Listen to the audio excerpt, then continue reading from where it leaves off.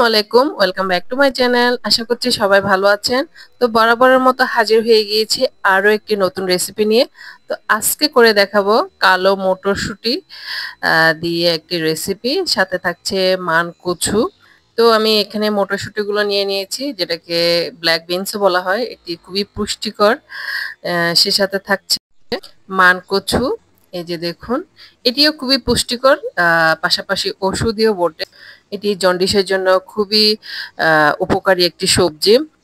তো কালো মটরশুঁটি, মানকচু এবং গরুর মাংসের হাড্ডি সমন্বয়ে একটি নতুন রেসিপি আপনাদের তৈরি করে দেখাবো, করছি আপনাদের ভালো লাগবে।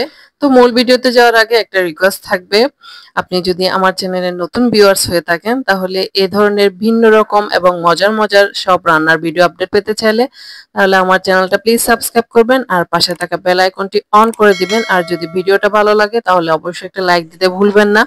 তো কালো মটরশুঁটিগুলোকে আমি 2-3 ঘন্টার জন্য ভিজিয়ে রাখবো, তাতে চামড়াটা ছিলতে খুবই সুবিধা হবে।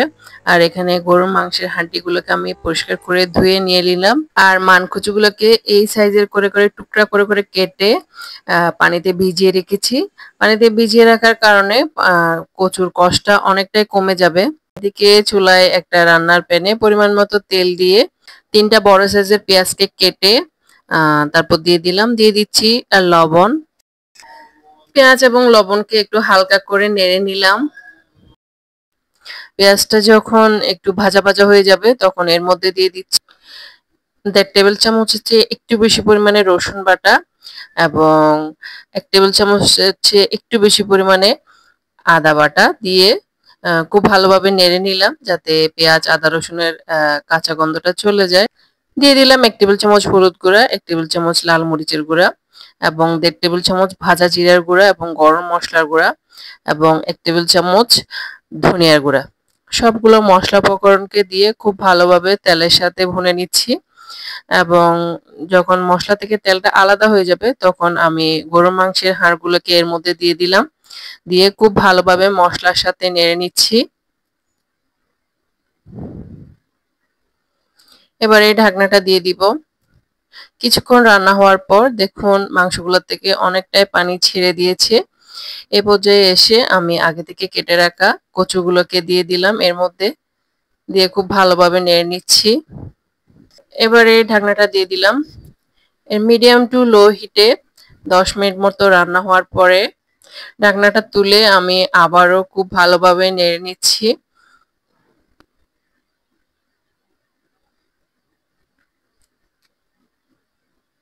হালকা আর একটু লবণ দিয়ে নিলাম, দিয়ে আবারও খুব ভালোভাবে কচু এবং গরুর মাংসের হাড্ডিগুলোকে নেড়ে নিলাম।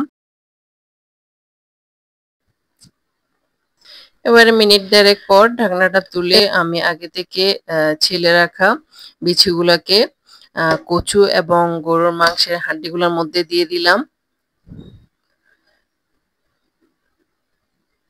দিয়ে খুব ভালোভাবে নেড়ে নিচ্ছি।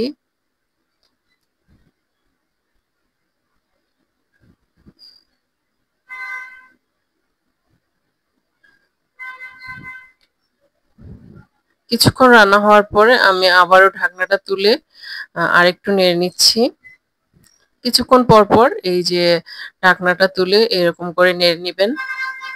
আর কিছু দিয়ে দিচ্ছি আস্ত কাঁচামরিচ।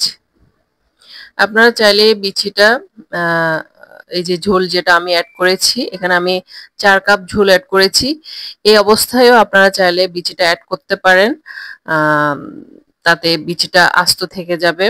আর না হলে আমার মতো যেরকম আমি অ্যাড করেছি ওভাবেও অ্যাড করতে পারেন, তাতে কোনো সমস্যা নেই। এবারে আমি ঢাকনাটা দিয়ে দিব। ঢাকনাটা দিয়ে মিডিয়াম টু লো এর মাঝামাঝিতে রেখে চুলার জালটা আমি রান্নাটা করে নেব। ততক্ষণ পর্যন্ত রান্নাটা করব যতক্ষণ পর্যন্ত প্রপারলি সিদ্ধ না হয়, মানে কচু এবং হাড্ডি যদি প্রপারলি সিদ্ধ হয়ে যায় তাহলে চুলা থেকে নামিয়ে নিব। এই যে দেখুন আমার রান্নাটা হয়ে গিয়েছে, আমি একটা সার্ভিং বলে আপনাদেরকে সার্ভ করে দেখাচ্ছি। দেখুন দেখতে কতটা সুন্দর হয়েছে আর খেতেও কিন্তু অসম্ভব মজা হয়েছিল। ফ্যামিলির সবাই খুবই পছন্দ করেছিল।